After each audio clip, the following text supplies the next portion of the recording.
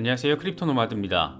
어쩌면 단기적인 조정이 이제 좀 멈추는 것인가 싶기도 하고, 동시에 악재 하나가 더 대기 중이라는 점을 생각을 하면 아직 안심하기에는 조금 이른 것 같기도 하고, 여러 생각을 가질 수밖에 없는 시간이 흘러가고 있습니다. 먼저 비트코인은 4만 달러 돌파 지지 테스트를 지속적으로 진행하고 있습니다.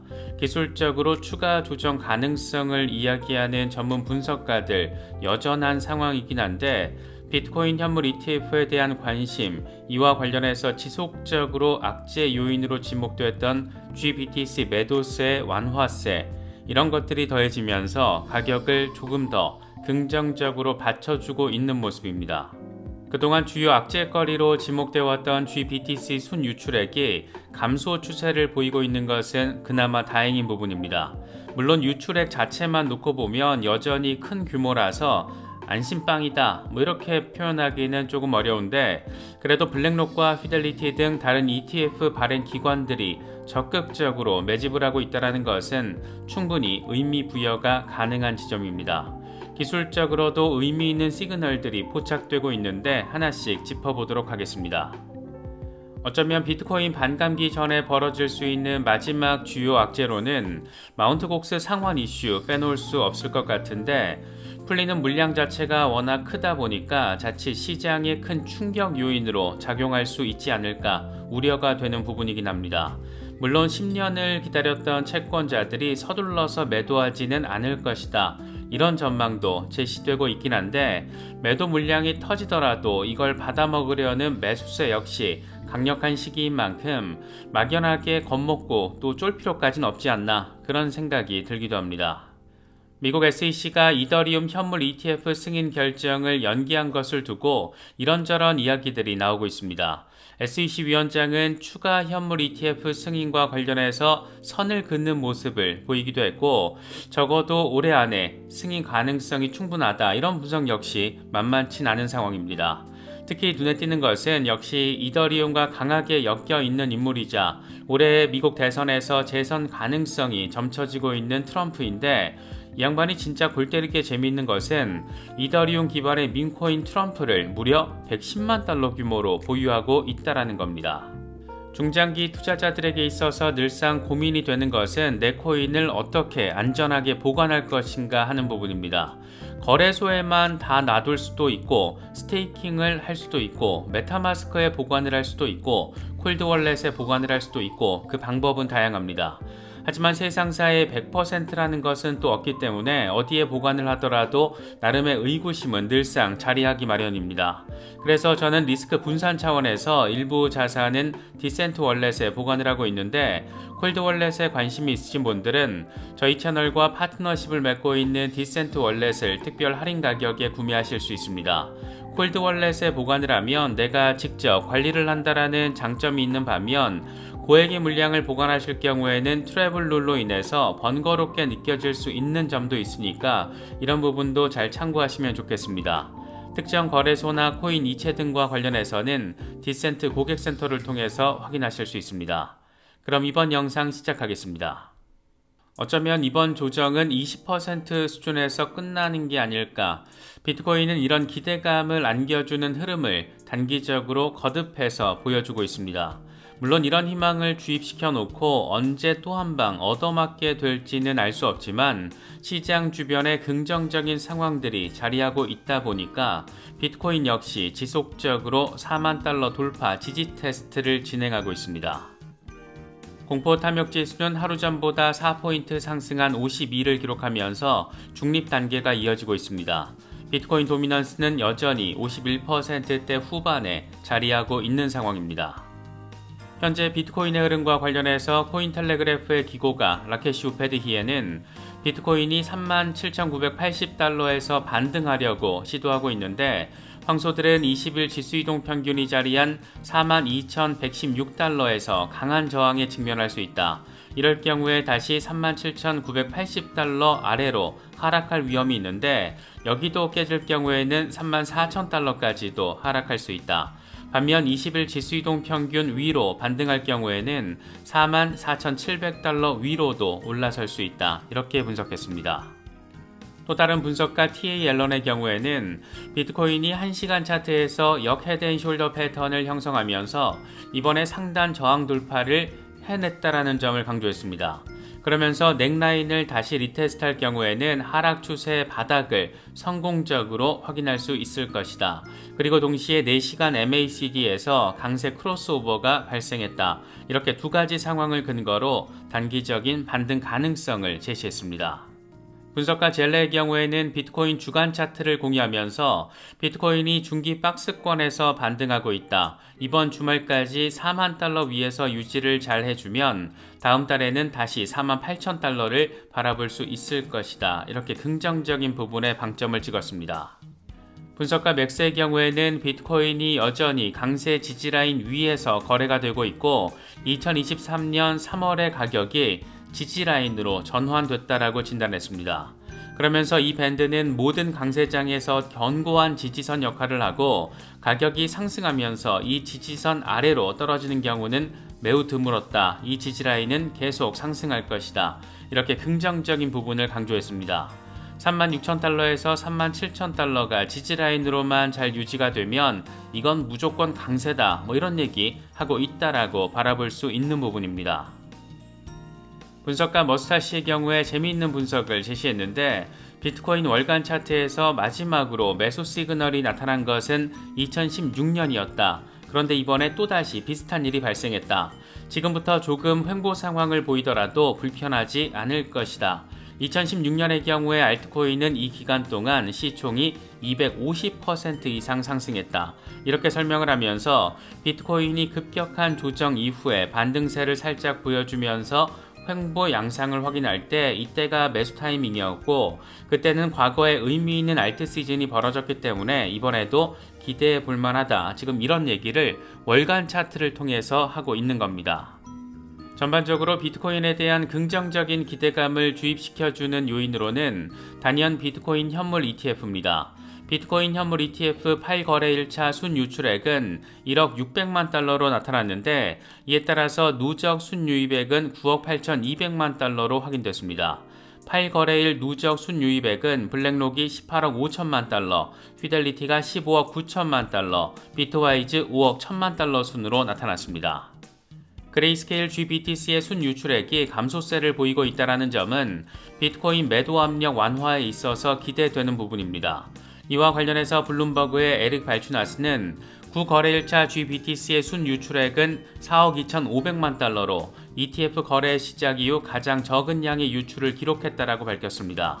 유출액은 감소 추세에 있는 것으로 보이지만 여전히 꽤 큰 규모다. 거래량은 가장 좋은 예측 변수인데 거래량이 적을수록 유출액이 적다. 이렇게 덧붙였습니다. 비트코인 현물 ETF 시장에서 그레이스케일의 위상에 어떤 변화가 생길지도 관심사인데 이와 관련한 전망은 엇갈리고 있습니다. 블록체인 투자사 피네키아의 애널리스트 마테오 그레코는 블랙록과 피델리티 등이 단기간에 GBTC 운용 자산 규모를 넘어서긴 어려울 것이다. GBTC는 출시된 지 8년이 넘어서 경쟁 우위를 점하고 있고 상대적으로 큰 유동성과 낮은 스프레드를 보유하고 있다. 앞으로 상당 기간 운용 자산을 기준으로 봤을 때 최대 비트코인 현물 ETF의 입지를 유지할 것으로 보인다라고 진단했습니다. 반면 모닝스타 애널리스트 브라이언 아머는 출시 특수 기간을 지나서 매수와 매도 주문 흐름이 균형을 이루게 되면 GBTC에 대한 의존도는 낮아질 것이다. 이렇게 내다봤습니다. 비트코인 현물 ETF 출시 이후 지금까지 유출된 GBTC 누적 순유출액이 얼추 40억 달러를 넘고 있는데 그럼에도 불구하고 GBTC의 운용 규모는 여전히 210억 달러 수준을 보여주고 있습니다. 이제 비트코인에 매도 압력을 안겨줄 대형 이벤트로 꼽을 수 있는 것은 단연 마운트 곡스 이슈입니다. 지금 마운트 곡스 자산 수탁자가 채권자들에게 이메일을 보내서 비트코인과 비트코인 캐시 상환에 사용될 거래소 주소 정보들을 물었다라는 것이 알려지면서 드디어 올 게 오고 있구나 이런 정서를 키우고 있습니다. 마운트 곡스는 2014년 해킹으로 인해서 비트코인 85만 개를 도난당한 뒤에 파산을 했는데 지금까지 법원에 제출한 채권 상환 계획에 따르면 2024년 10월까지 5억 1천만 달러 규모의 비트코인 14만 2천 개, 비트코인 캐시 14만 3천 개를 상환할 계획으로 전해지고 있습니다. 이게 사실 간단치가 않은 게 마운트 곡스가 채권 상환을 위해서 앞으로 2개월 안에 비트코인 20만 개를 언락할 계획이다, 이런 말까지 나오고 있기 때문입니다. 이 정도 물량은 마이크로스트래티지의 비트코인 보유 물량보다 많은 건데, 물론 이 정도 규모가 한 방에 시장에 던져지진 않겠지만 우려점으로 거론되고 있는 것은 이 역시 분명한 모습입니다.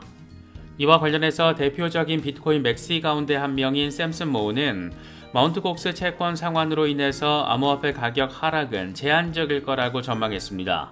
10년 동안 버텨온 채권자들이 서둘러서 매도에 나서지는 않을 것이다. 일부가 매도를 하더라도 대규모 이탈은 발생하지 않을 거고 시장은 이걸 쉽게 흡수할 수 있다. 암호화폐가 강세를 보이는 상황에서 채권자들이 다른 대체 자산을 찾기는 쉽지 않을 것이다. 이렇게 설명했습니다. 이런 말도 물론 일리가 있는 부분이 있지만 사실상 10년 동안 강제 장투를 했던 것과 비슷한 건데 그동안의 어마어마한 시세 차익을 생각을 하면 어느 정도 물량은 충분히 던져질 수도 있지 않을까, 그런 생각이 들기도 합니다. 결과적인 상황을 지금 단계에서 알 수는 없겠지만 비트코인 반감기라는 초대형 이벤트를 앞두고 의외의 조정 상황이 발생할 수도 있다. 이 정도 상황은 염두에 두고서 시장 대응하시면 더 좋을 것 같습니다. 알트코인 대장 이더리움과 관련해서는 예상했던 대로 블랙록의 이더리움 현물 ETF 승인 결정이 연기가 됐습니다. 이에 따라서 다음 데드라인인 5월에 과연 승인될 수 있을 것인가, 이게 지금 관건인데 전망은 살짝 엇갈리고 있습니다. 먼저 마켓메이킹 기업 GSR 리서치의 애널리스트 매트 쿤케는 그레이스케일 소송 승리 등 낙관적인 전망에 기반을 하면 5월까지 이더리움 현물 ETF가 승인될 가능성은 75%로 예상된다. 만약 SEC가 승인을 거부한다면 소송을 피할 순 없을 것이다. 이렇게 말했습니다. 암호화폐 투자기업 XBTO의 설립자 필립 베카지는 이더리움 현물 ETF 승인은 가능 여부가 아니라 시점의 문제다, 이렇게 설명을 하면서 결국은 승인된다, 이런 점에 방점을 찍었습니다.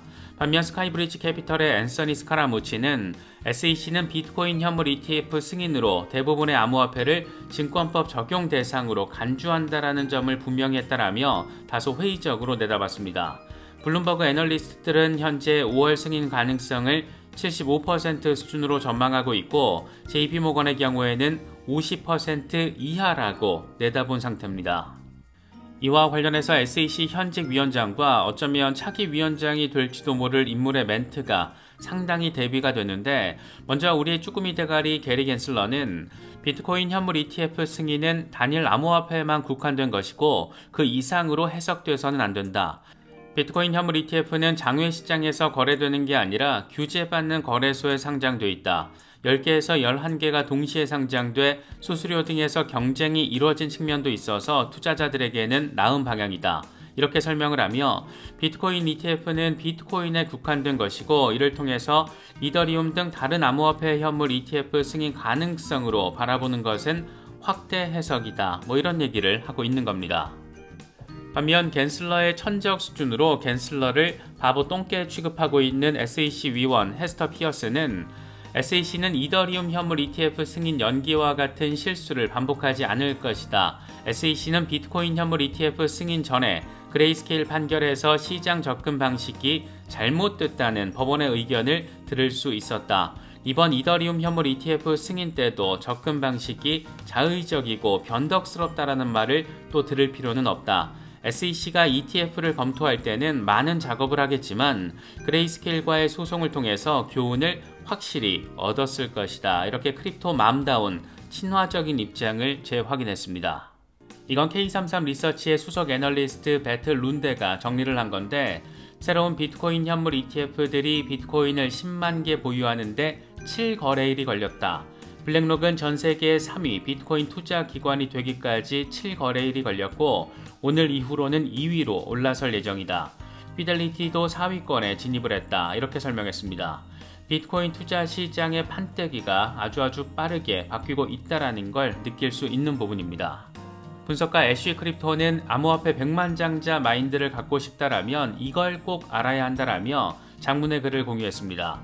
사람들은 비트코인이 49,000달러에서 38,000달러로 떨어지자 모두 당황해서 패닉셀을 하고 있다.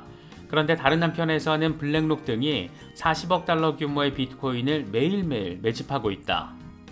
개미들은 4만 달러에서 5만 달러 수준의 작은 펌프, 아니면 4만 9천 달러에서 3만 8천 달러의 작은 덤프, 이런 것들에 초점을 맞추고 있는데, 기관들은 앞으로 2년 안에 20만 달러, 2030년 말에는 50만 달러 등의 목표를 가지고 있다. 이들이 비트코인을 대량으로 축적할 수 있는 유일한 방법은 시장에 패닉이 일어나고 사람들이 빠르게 매도해서 좋은 가격과 유동성을 확보하는 것밖에 없다. 비트코인은 앞으로 12개월에서 16개월 안에 6만 9천 달러를 돌파하고 10만 달러에서 20만 달러에 이르는 새로운 올타임 하이를 만들어낼 것이다.